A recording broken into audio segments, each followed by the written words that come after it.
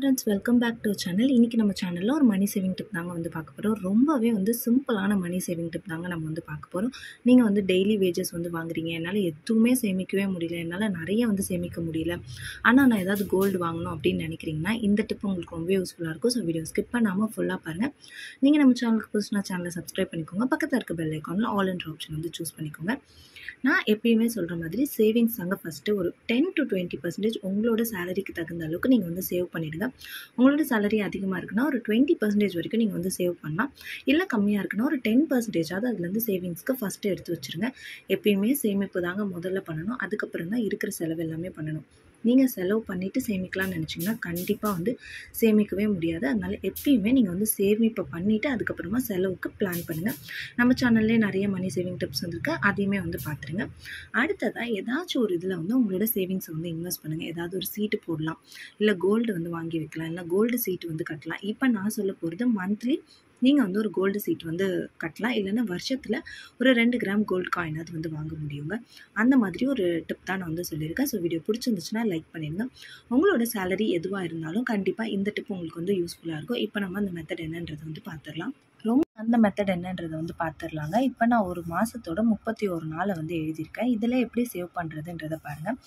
60 ரூபா தான் உங்களுடைய அதிகபட்ச சேமிப்பாக இருக்க போது. முதல் நாள் 20 ரூபா எடுத்து வைங்க, ரெண்டாவது நாள் 40 ரூபா, மூணாவது நாள் 60 ரூபா.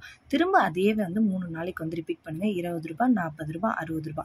இந்த 7வது நாள் அதாவது ஞாயிற்றுக்கிழமை 50 ரூபா மட்டும் சேமிச்சா போதும். இதே மாதிரி வாரத்தில் இருக்க 7 நாட்களும் ரிப்பீட் பண்ணுங்கள். அடுத்த வாரம் 20, 40, 60, 20, 40, 60, 50 ரூபா. அதுக்கு அடுத்த வாரமும் அதே மாதிரி பண்ணுங்கள். 4 வாரம், மீதி இருக்க 3 நாளுக்கு 20, 40, 60 இப்படி மட்டும் எடுத்து வச்சுக்கோங்க. இப்போ பார்த்தீங்கன்னா ஒரு வாரத்தில் முதல் 3 நாள் 120 ரூபா சேமிச்சிருப்போம். அடுத்த 3 நாளும் 120 ரூபா, எக்ஸ்ட்ரா ஒரு 50 ரூபா, மொத்தமாக 290 ரூபா. இந்த மாதிரி 4 வாரம் 290 ரூபா வரும். கடைசியாக அந்த 3 நாட்கள் 120 ரூபா வரும். இப்போ நீங்கள் மொத்தமாக பார்த்தீங்கன்னா எவ்வளோ வருது பார்த்தீங்கன்னா 4 வாரத்துக்கு 1160 ரூபா சேர்த்துருப்போம். எக்ஸ்ட்ரா இருக்க 120 ரூபா சேர்த்திங்கன்னா 1280 ரூபா வரும்.